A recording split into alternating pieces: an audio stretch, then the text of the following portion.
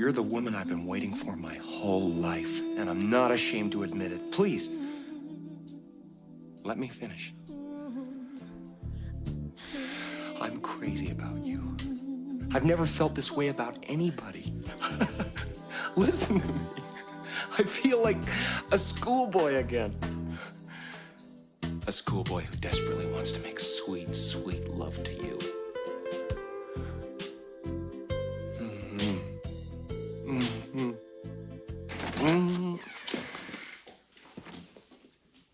Hello, Scenesters. Oh, we got a special one today. We will be going over the greatest comedy ever. I know comedy is subjective, but if you click this video, let's not play games. Dumb and Dumber is the most universally recognized and quotable as being the funniest movie of all time. Literally every 30 seconds of this movie have some of the biggest or most memorable jokes or comedic lines ever. I would say this movie should be studied and studied, but I don't think the little nuances can be replicated, and so far, Hollywood hasn't been able to. But today we are here to talk about limerence, which is a state of being in a one-sided infatuation with someone. And we'll be using Lloyd and Mary from this movie as our examples. Limerence is the technical psychology word for when you have a crush on someone. We've all had crushes, and this is a good movie to watch if you're dealing with all the emotions or eventual heartbreak surrounding one. So I'm not sure if the word crush exists outside of America in the context that we use it, so I'll explain. It's whenever you really, really like someone romantically and want to be with that person. Limerence doesn't only have to be in a romantic context, unlike crushes. It can also exist between friends or work colleagues, between someone and a person they've never met, like a celebrity. And I guess the word for a non-romantic crush, like being obsessed with somebody but as a friend, is called a squish. You learn something new every day. The thing that makes it interesting or unique compared to, say, the favorite person dynamic that you always see with people with BPD, and is illustrated by the movie Girl Interrupted, is that limerence is always characterized as being one-sided, meaning that one person is obsessed and the other person does not reciprocate or may not even be aware.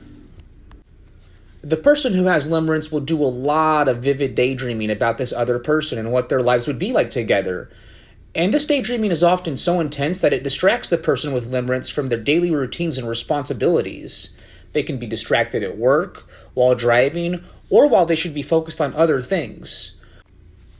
I'm going to call a person with limerence an LP for short, meaning limerence person from here on out, and I'm going to call the other person, the object of the limerence, the LO. Limerence may sound exciting and like one of the most wonderful feelings ever, but it pretty much always leads to heartbreak, disappointment, or just overall unproductivity. It's not the same as being in love. Being in love implies an overall understanding and respect for a person after growing to know them deeply. But limerence is the sudden emergence out of nowhere of this extreme desire to be very close with someone. It's always born out of fantasy and not out of reality, and because of that, these relationships aren't sustainable. Let's talk about that for a bit. So to understand limerence, we have to understand that limerence kind of starts within the person affected by it, the LP, before they even meet the object of their limerence, the LO. And object is a good word because that's exactly how the LP thinks about the LO. Before the LP ever even meets the LP is already probably struggling with loneliness, emptiness, or a host and array of other negative symptoms or unmet needs. The LP is subconsciously looking for someone to quote-unquote rescue them and save them from a life where they feel trapped or feel lacks meaning. When the LP meets the LP will project all of their unmet needs onto the LO and feel like a relationship with the LO will solve all of their unmet needs.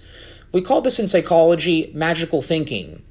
That's when we believe one promotion or just one chance away from finally being satisfied with our lives. Lloyd is our limerence person, or LP, in this movie. Mary is his LO, or limerence object.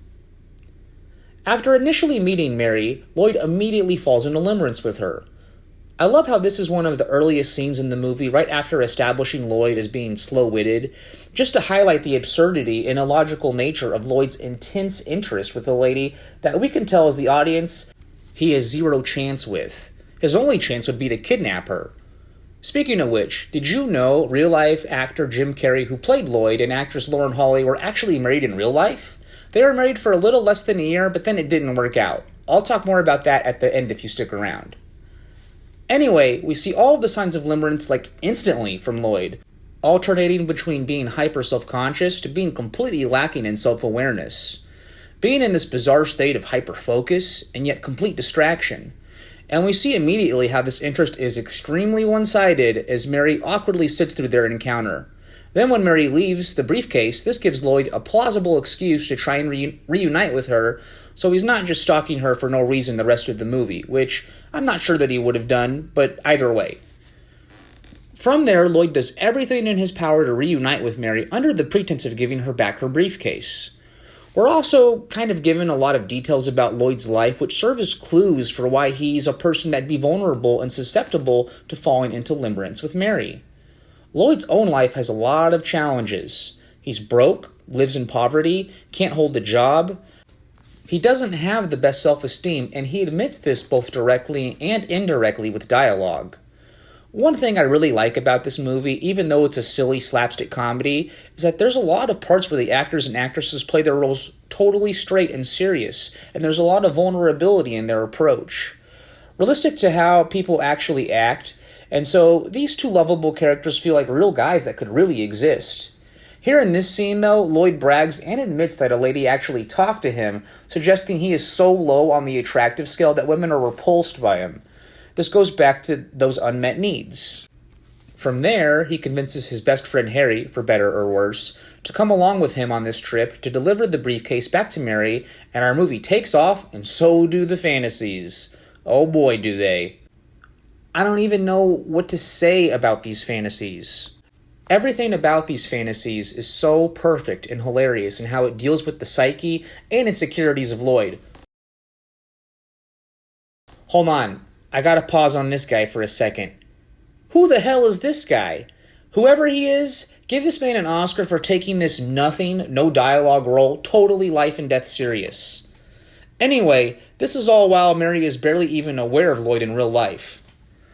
Also, Lloyd doesn't know Mary that well. It's all fantasy and therefore not sustainable. LPs like Lloyd have the tendency to put people on pedestals where they are absolutely perfect and can do no wrong. And I think this is just incidental, but maybe they were kind of aware. But even Mary's name represents the Virgin Mary or the Madonna, a perfect, flawless woman. Just a little detail. These relationships are never sustainable because a healthy person with healthy boundaries will not reciprocate these intense emotions that come from nowhere for no reason. And if they do reciprocate, then it's not limerence, and it's more like a favorite person dynamic like you see with people with BPD. The relationship you see in Girl Interrupted between the Winona Ryder and Angelina Jolie characters is an example of the favorite person or FP dynamic that you see with people with BPD or borderline personality disorder. And just so you know, those relationships are also not sustainable. Completely fraught with high tension and drama and roller coasters of events and emotions, they are very intense but very difficult relationships. So even when the person reciprocates, that's not great either. Real love and real affection has to grow over time for it to be sustainable. These relationships are also not sustainable because they're not based in reality. Like, we later find out Mary is not even available to Lloyd because she's married, even though she did tell him he was 1 in a million. Yeah, you got that fucking right. One of the last things that I'll mention as we kind of wind down is that even though limerence sounds like it would be fun or exhilarating to be in because it feels like you're falling in love, it can be very difficult at times because we go through a roller coaster of highs and lows. Yes, there's intense admiration and happiness that comes with the daydreaming, but there's also a lot of jealousy, insecurity, and triggered feelings. And it can cause the person to behave irrationally and impulsively, thus creating more problems for them. And this, along with the smothering nature of limerence, can push away the LO, making it even less likely for a relationship to exist between the LP and the LO. One of the other problems with limerence is that the people most in need of learning about it are the least likely to seek or get help for it. While it's not the worst mental affliction to have, it is something LP should address because limerence always goes hand in hand with unmet needs or low self-esteem. And maybe poor impulse control and emotional regulation. So these are things that person should be working on regardless to help manage their lives better. The problem is, the initial feelings and burst of limerence feel so good, people don't even think for a second that they need help or that something isn't right.